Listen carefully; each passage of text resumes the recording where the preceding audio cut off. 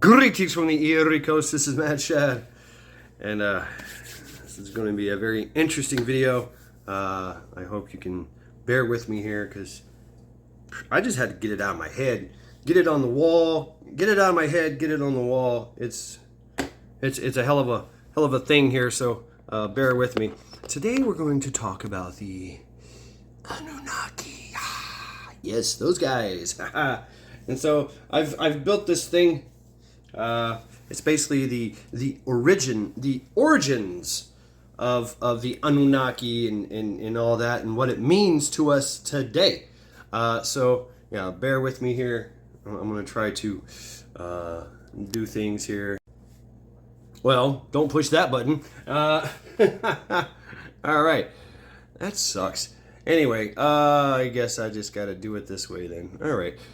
Please feel free to blow it up on your end, but I will try to walk through this as much as I can without fucking it up. So, in the Sumerian religions or the early Mesopotamian, you had this what they call the Fertile Crescent, basically that area around Iran and Iraq, going into Israel and all that. That was a very old, probably 5,000 years ago. Very old agriculture, great a lot of things. You can look at all that. It was crazy how advanced they were, and yeah, you can get into the whole Anunnaki and ancient alien theories and whatnot, what have you. But we're not going to go there. We're going to keep it very simple, stupid, because I have to. And it just makes more sense here. So, as a pointer, I am going to use my my thing. So, the gods of the Anunnaki, and how it pertains today. This is the origins, right? Bear with me here because it gets really convoluted. So, in the beginning, you had what is called the gods of chaos. And that'd be Abzu, Tiamat. Remember that name, Tiamat. Abzu, this side is the male side, this side is the female side. Abzu, Tiamat, and they begat Ashar and Enshar and Kishar and Anu and Ki. Now, Anu and Ki are the what we call the mother and father of the Anunnaki, because the rest of these get torn asunder and moved on and forgotten about and everything. So when they say the Anunnaki, this is the Anunnaki. This you have the god of chaos and the Anunnaki. So that's basically the beginning, the origin stories, and then you had the Anunnaki down here, the middle gods, the middle gods and lower gods. Yeah, they were tiers. In the Anunnaki, in the Mesopotamian kind of thing, it was everybody had they just did their own thing. It's as in most religions and mythologies. These gods were always vying for more position and more power, and they did ascend to power, these lower gods and whatnot, what have you. But there's also evolutions of them. So you got Abzu and Tiamat, the gods of chaos, and they of course gave birth to, you probably heard this name, Enki and Enlil. They were in Ninsun, but these were the three offsprings from this. They in turn giving birth to other gods and appointing certain. Well, actually, in the beginning, there was nothing. There was like it's a creation. This is the creation, and then this is the formation. We'll get to that here in a minute. So you had a creation gods, the gods of chaos, and basically it's Father Sky, Mother Earth, waters merging, and whatever. I'm not even going to go into all that craziness, but you think about it. It was a agricultural thing, right? These are agricultural gods for the most part, agricultural, and then leading on into war and writing and medicine and things of that nature that comes from agriculture. But first and foremost, agriculture, creation, formation. So, in the beginning, you had Enki and Enel. Enki and Ninhursag gave birth to Marduk. Remember that name, Marduk. And Nabu. Enel and Ninel gave birth to Ninrurta, Ninar, and then, of course, to Inanan and Utu, and Ergishal,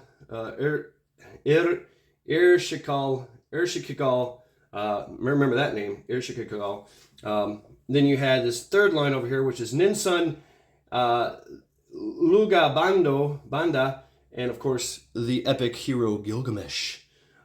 So that's that line. It kind of stops right there and leads on into the human thing. So in the beginning there was creation, and then after the Anunnaki, meaning of course they built this place. You had the formation. Formation comes about when Inanna, also known as Ishtar, also known as Astarata, also known as maybe Esther. There's many names that go down from there, into what we know as today. But these gods, Inan, and she married a human, or possibly a human. His name was Dumazid.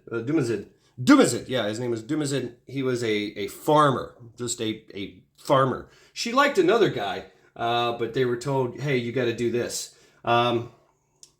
Imana was kind of the goddess of fertility, goddess of sex, goddess of political power. You know where I'm going with this, right?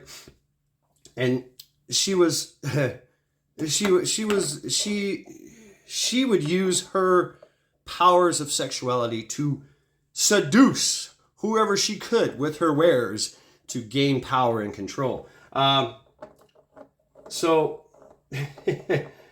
for some strange reason, she went to Ereshkigal. Her older sister, Ereshkigal, was the queen of the underworld.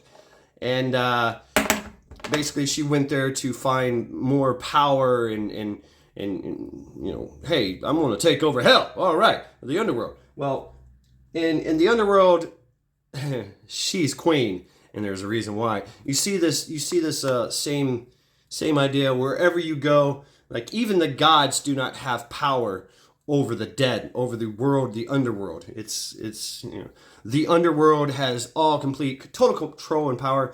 And sure enough, Inanna goes to see her big sister to be like, hey, what's up? How you doing? Yeah, I'm here to seduce you and do whatever.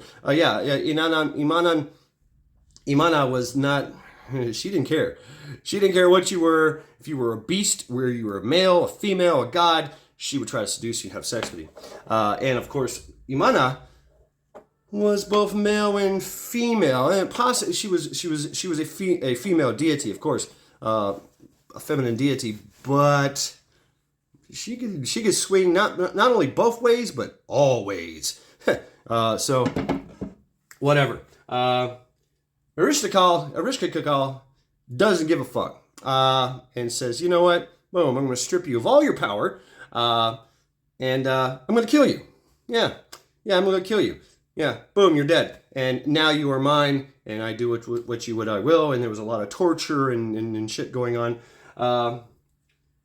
So, meanwhile, Utu, the sun god, one of her brothers, he was like, hey, you can't be doing that. We since you have taken Imanan, like I said, she is the goddess of sex and fertility.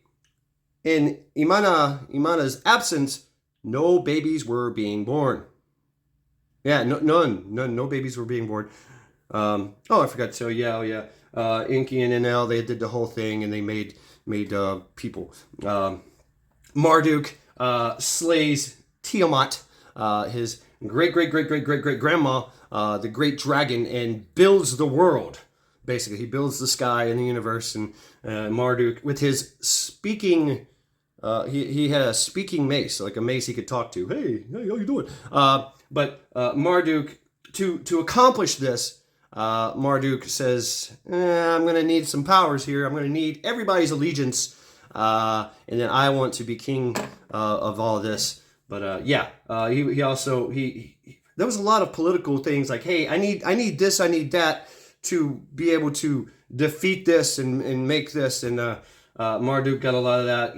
Inanan, she tried to do all that, and didn't work out so well. So not to mention that there was a whole great flood thing. These gods were like, well, these guys are making so much noise, I'm just gonna kill all humans. But anyway, getting back to Imanan, and Utu goes to hell and says, hey, cut the shit. We need Imana up here because no babies are being born and there's nothing's getting done. The humans, our slave population, is dwindling because you got your little sister down here torturing the fuck out of her in hell, or underworld. There was no hell. They didn't call it hell. So Imana comes back. Oh, yay, great, I'm back. And she's overjoyed. And she's returned. And even when she was gone for so long that everybody was like, well, I guess she's dead. Let's go ahead and have a funeral. Everything. Except for her husband. Her husband was like I said, a farmer. In her absence, the farmer was having his way with all the slave girls and just he was king. He was living it up. And of course, in that classic trope, this time the goddess comes in to find her husband basically having an orgy with all her slaves, and she's like, God, rah! That's it. And fire and brimstone, whatever. So Ergishkakal, let's get back to her, the goddess of the underworld. She says, hey, I need a substitute for you being gone here, Imana. So somebody has to come in your stead. Obviously, Imana didn't want to, send anybody else out, into hell that had mourned her. So she chose, obviously, her husband, the unfaithful husband, who obviously, how can you blame him? But anyway, he goes to hell to Ergishkakal. I keep saying hell. It's the whole Viking thing. But underworld. And there you go. That starts that. Marduk did not like Ishtar. Didn't like her. Like I said, there's 3 lines here. There's the Enki line, the NLI, and the Ninsun line. The Ninsun line that's kind of like that's the human connection, the moral connection to the gods, these minor gods and the gods of chaos. Marduk, of course, had a son named Nabu. Inanna, she had countless upon countless father or sons and daughters. That lineage goes crazy, and a lot of lot of them live and die and it's crazy. I forgot to say yes, she's good. But anyway, what we see today, here we have Gilgamesh. Gilgamesh plays a role in this. Gilgamesh, obviously being the epic hero. Imana, she's a lustful god. Sees the epic king Gilgamesh, who is half god. His father was Banda. His mother was Ninsun. Ninsun and Lugabanda was another king. They copulated and made Gilgamesh the epic king hero, which is kind of like your Hercules, half man, half god kind of thing. So Imana says, "Ooh, come here, you spicy hunk, and let's have fun. Let's get married. I want to propose marriage. I'm a god, or I'm a goddess. You're a half god. You're a king." And Gilgamesh is like, "Nah, bitch.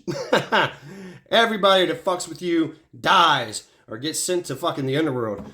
So yeah, no, you're one of those trap hoes. So no, we ain't having that. Thanks, but no thanks, bitch. Piss off.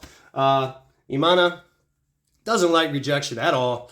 Gets fucking pissed and calls down upon the earth from the heavens the great bull, who could be Marduk or a something. These gods used to make creatures. They used to make creatures. So Marduk, with the help of some of these gods of chaos, because these gods of chaos have extreme power, absolute power, and complete immortality. In case in point, Tiamat, the great dragon, who was killed by Marduk. Oh yeah, by the way, we're not supposed to say his name. But he killed her. He killed Tiamat, the great creation goddess, and made the heavens and the earth. But she still lives because she's immortal, even though she's in 1,000 fucking pieces, and the universe and the earth is made from her flesh, the great dragon. But yeah, that's what. And Marduk is given that title. Basically, he's the top, the patriarch of this pantheon from then on to now. So we have Imana and Gilgamesh, and Gilgamesh meets with they send down this other god. Where is he at? T something. But they create this warrior to go destroy Gilgamesh, and they fight, and somehow, some way, they become friends. And upon a Uruk, the city of Uruk, yeah, the city of Uruk, it's still there in Babylon, or in Iraq. But Gilgamesh, his friend, and Imana, with her creation, and she went around and asked everybody, hey, can I get some creatures? Can I get a war? She built an army. Marduk had something with it, and he sent his bull, his mighty bull, destructive fucking bull. Well, Gilgamesh and them, they kill it. And they're like sitting there, chilling in there behind their fortress. Imana comes out and goes, yeah, I'm gonna fucking kill you. And Gilgamesh cuts off the leg and throws it and smacks Imana in the head. Oh! All the gods laugh. That's fucking funny shit right there. But we're going to go ahead and let Imana do her thing. So, but we're not going to help. We're going to sit back and laugh. These gods, the Anunnaki and the gods of chaos, they enjoyed a good show, shall we say. And so that's what Imana and Gilgamesh were having. They were putting on quite the show. So anyway, why do I talk about this? So Marduk is pissed because his prize bull is dead. He's like, fuck you, bitch. And he actually tries to go after Imana, and that's when the gods and the other gods, Enki and Enel, and then that's when you see Enki and Enel, they basically made the first humans and whatever. And of course, there's this whole the whole epic of Gilgamesh, where he feels his mortality. And he goes to try to find out how he can become immortal. But, he finds the last survivor of the flood, and tries to figure that, try to get some type of... Well, anyway, going back and forth. Throughout the ages, and we have to understand this as well, that these gods, these were the original gods. And then from there, their names change depending on the local deity of the people. So that's why we have so many different names for them. So case in point, Marduk and Inanna. Marduk. Well, we're gonna start with Imana. Actually, we're gonna start with Imana. Inanna, whatever. This bitch, also known as Ishtar, and you can imagine throughout the throughout antiquities unto now, this pantheon influenced the Greeks and influenced the Romans and, of course, influenced a bunch of other stuff.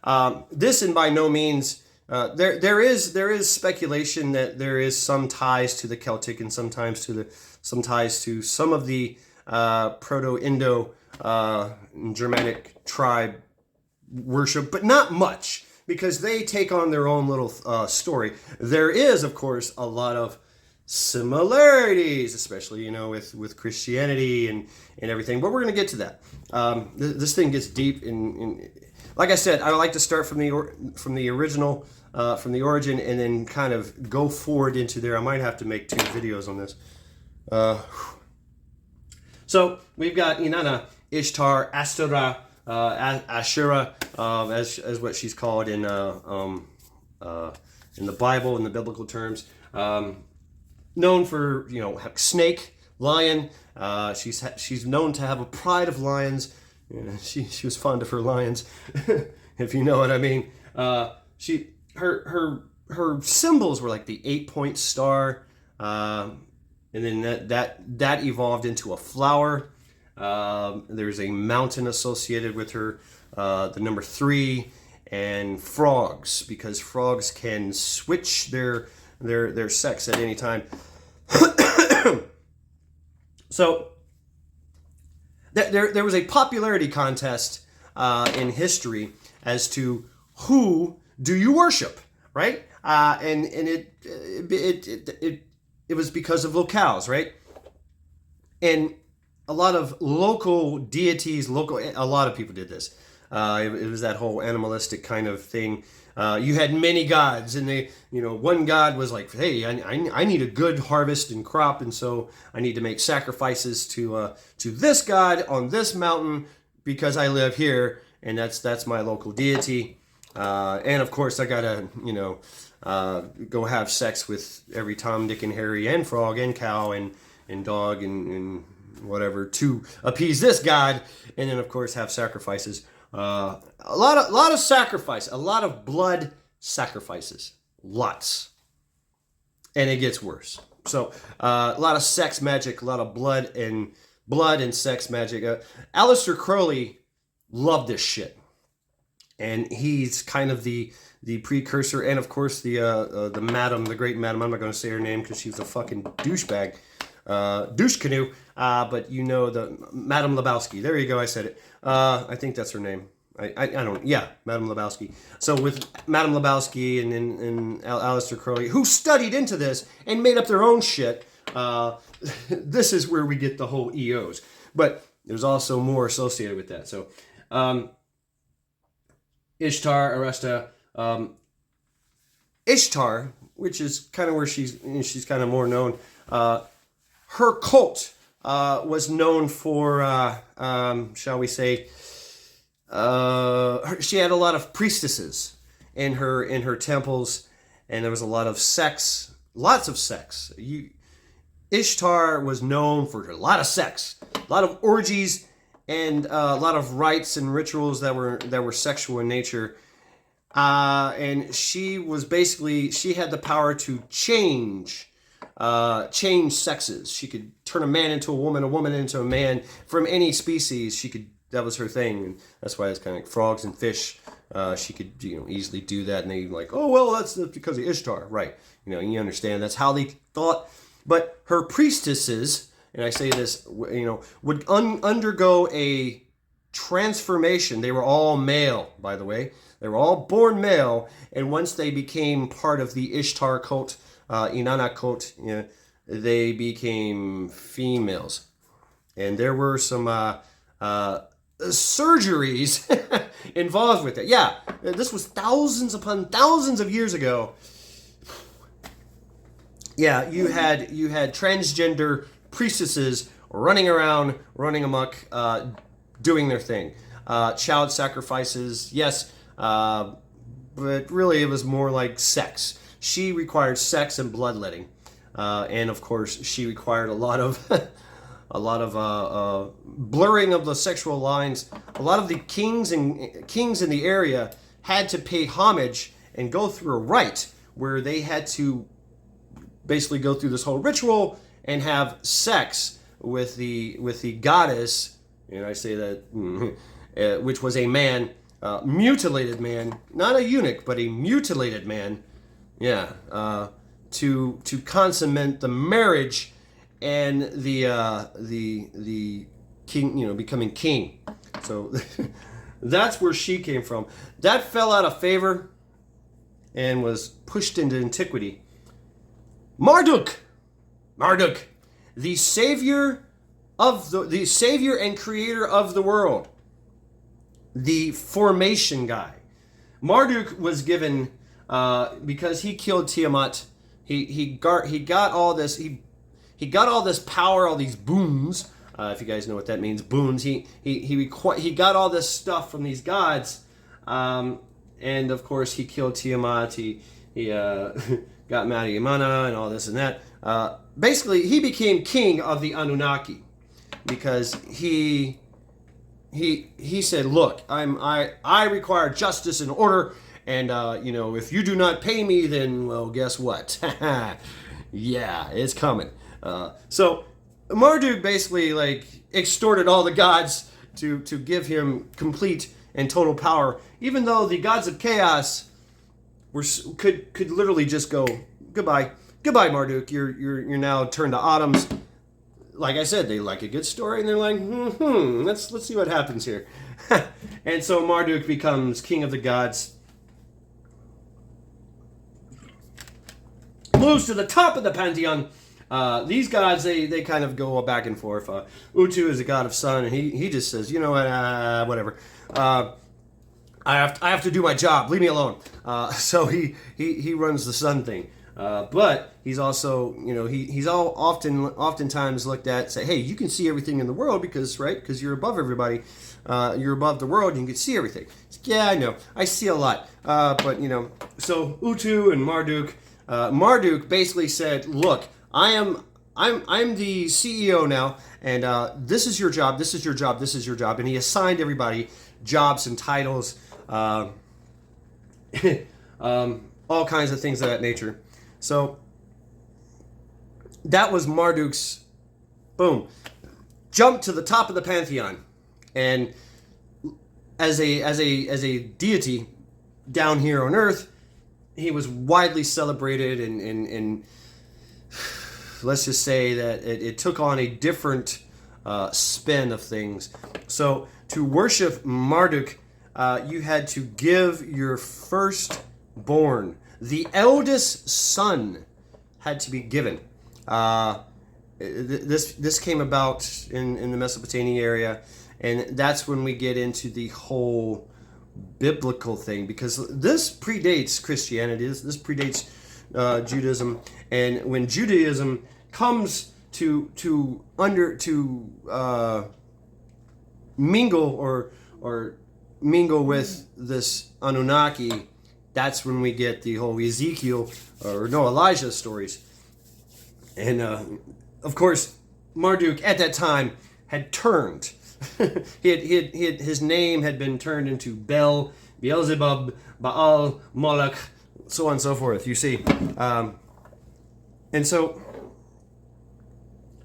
Marduk required. He knew that a savior was going to be born amongst the people. Now we're getting into the whole interaction with the Jews, and Marduk knew that some type of Messiah, savior, was going to be born. So he required that all elder sons be sacrificed into his name, and baby sacrifice, a lot of baby sacrifice. If you couldn't afford, you would give out your firstborn of your livestock, a chicken, a cow, something of that nature. But he required that for a long time, and it stayed that way for thousands of years. Thousands upon thousands of bloodlines and genealogies were just stamped right the fuck out for their, to the sacrifice to Marduk. Marduk, like I said, being the king pantheon, over time his name changed because of the local deities and whatnot, what have you, and it just went to Bel. That was his name, B-E-L, Bel. From there we get Beelzebub and Beelzebub. Beelzebub. There's two kinds of Beelzebub. There's Beelzebub, which is his kind of the Hebrew take on his name, and then there's another one, Beelzebub, which is a derogatory fuck you name, which means Lord of the Flies, and his followers, Lord of the Flies, his kingdom is dung. So kudos to the Hebrews giving him that name. You know, hey, oh, Beelzebub, because Beelzebub and Beelzebub kind of, you know, it was a mixture. That Hebrew and this a lot of names kind of merged together, even though they had different meanings for some people. But the Hebrews were like, "What's your name? Beelzebub? Lord of the Flies! Oh, your kingdom is a kingdom of dung." So that's kind of like how the Hebrews seen the followers of Marduk, and you can understand the butthurt involved in that. From Beelzebub becomes Baal, and Baal becomes Malach, and then of course, you know, he's associated with the bull, the owl, the number 7, so on and so forth. But anyway, getting into the story of Elijah. So, you know, you understand the stories of the Jews, the early Jews at the time. They were not in Israel at that time. They were in Egypt. And, you know, of course, with the Moses and all that, let my people go and whatever. Christians know the story better than I do, but I like this story. I like the Elijah story. God says, hey, go back home. Go back to the land of your origin. And oh yeah, there's some people there in Canaan, the Canaanites. That's what they called this area that was close to Israel. He said that the Canaanites are extremely wicked and must be put to the sword. But the local population, there was a local population there that the Israelis, the Hebrews had to deal with. But they basically walked into this shit show. I mean, like, you know, sacrificing babies and shit. What the hell y'all doing? Yeah, and they've been doing it for thousands of years. And so God commanded them to do away with them. But before they did that, they had to win the hearts and minds of the people. And so that's what Elijah did, is basically... And there was this, you know, there was a thing that said, hey, you either follow this religion or die. That's another thing, because of the Marduk, Beelzebub, Baal, and all that. That's how they conquered. They conquered the same way with Inanna, Ishtar. That's how they conquered. Is they moved across the land and slowly but surely assimilated everyone and brought everyone to heel with their ways and rules and laws. Or you got put to the sword. You were sacrificed one way or the other. And yes, when in their war, they had massive sacrifices. You know, piles of bodies, burning effigies while they were having their wars. It was, you know, it's something that Genghis Khan would be like, hey, I like that idea. But yeah, and he did. But even though it was a totally different religion.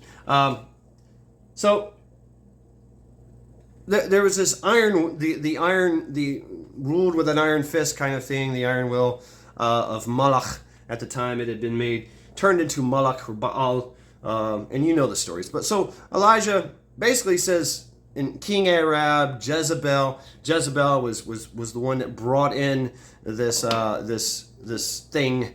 And there is speculation, because she was also an Ishtar follower, and of course a Baal follower. So they go back and forth, even though they're kind of two of the different cults, and they didn't really like each other. They kind of stayed away from each other, because both cults were vying for power. They're always trying to fight for power, even though Marduk cult was considered the Patreon of the Pantheon.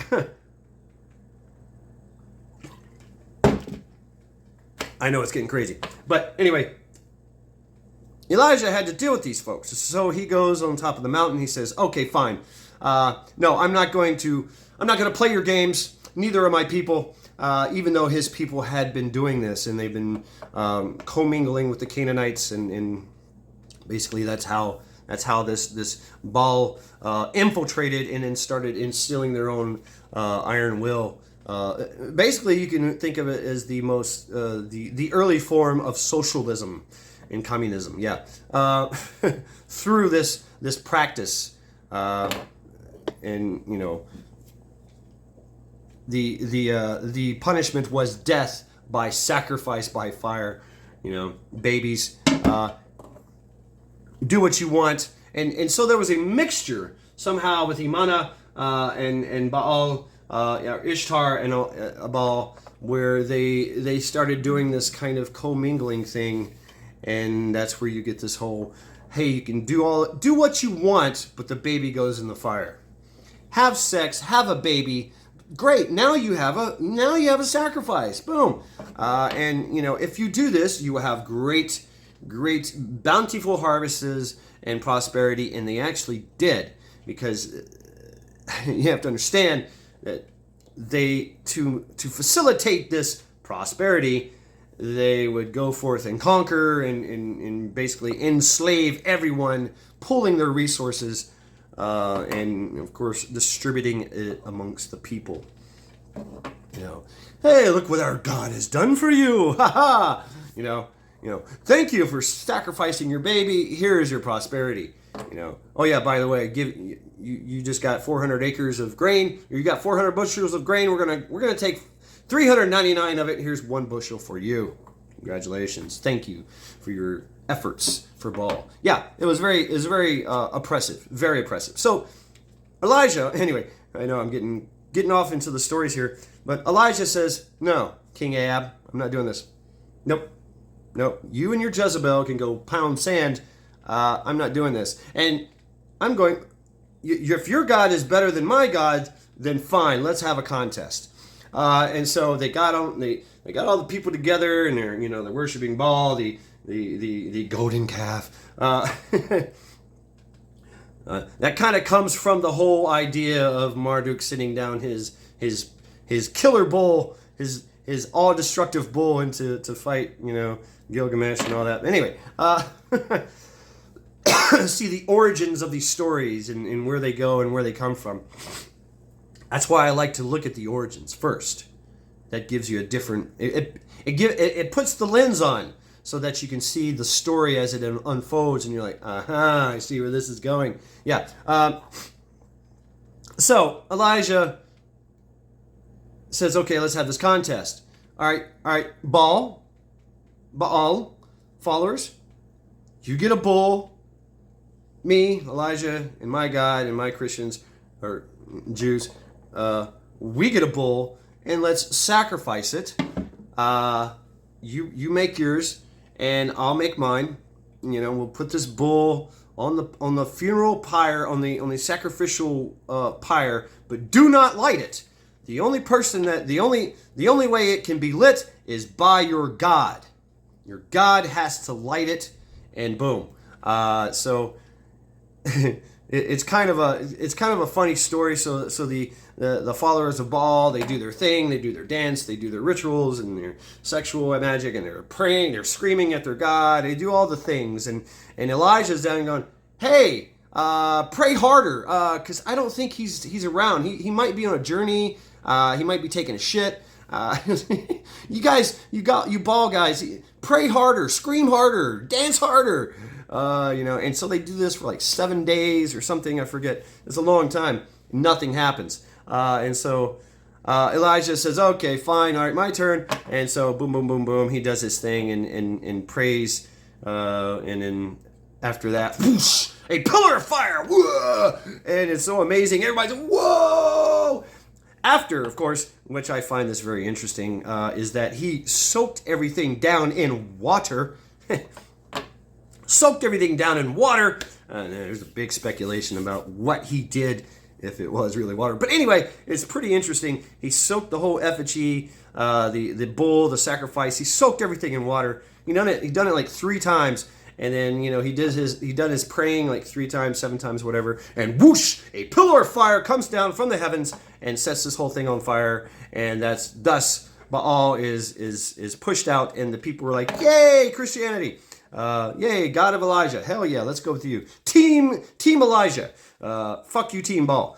So there you go. That's what it starts. So basically, that's the beginning of the rift, if you will, between Christianity and Baal. From the Baal standpoint, from the Moloch standpoint, is that they were just minding their own business, and along came Elijah and his Judeo, in his Hebrews, and fucked everything all up, which he did, rightly so. Because talk about wicked, wow. Yeah, and so there you go with the whole idea of the Canaanites, which they did survive, by the way. They were not all smited as a lot of them say. The historical documents say, or the Bible says, they did actually survive. But there was a war, and of course it was with the hearts and minds of people. And then of course the Canaanites were eventually assimilated into the God of Judah pantheon, whatnot, what have you, and of course there you go. So we get into early days, now our time, right? Our era.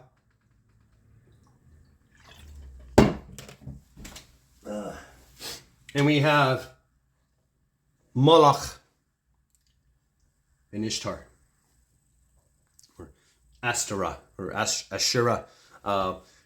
There was, like I said, Ashura and Moloch were competing, and then they kind of merged after this whole thing.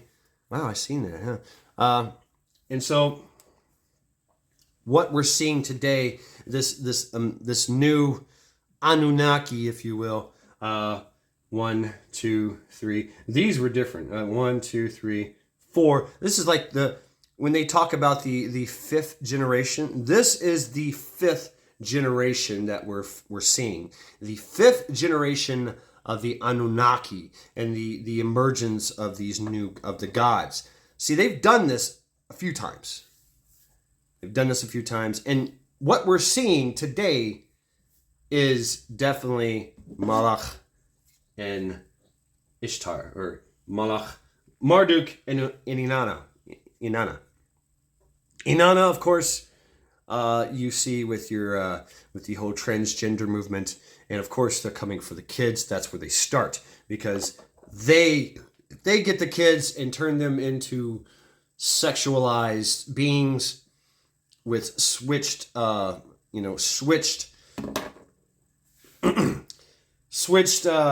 genders. Then they control the future.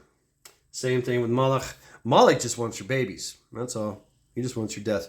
He just wants the death. Basically, Marduk has said, well, I am the protector of this world, but my fathers have been perverted and they call for blood, so go ahead and give me your firstborn. Go ahead and give me all the babies, Planned Parenthood. And you can see the symbolism and the ties that they have onto present day, especially with social media. Ishtar, Imana, is known for having these massive parades, these absolutely spectacle things where thousands of people were involved in doing the show. And this carried on in antiquity, and the Romans loved it so much that they adopted these practices as well. These hedonistic practices, hedonistic sacrificial practices, where so it became where Moloch and Ishtar, these things would kind of merge together throughout time with these Eos and their study of the Anunnaki. So the 5th generation, the 5th Reich, right? Yeah. Same thing with the 4th Reich. All throughout antiquities, you can see where this has been an influence, a major influence. And yes, of course, the Rockefeller and Bohemian Grove and all that stuff, even into our own DC is speculated to be in the shape of an owl. the owl, the all-seeing eye, that thing. And spiders, they make a lot of references to spiders, and that's us.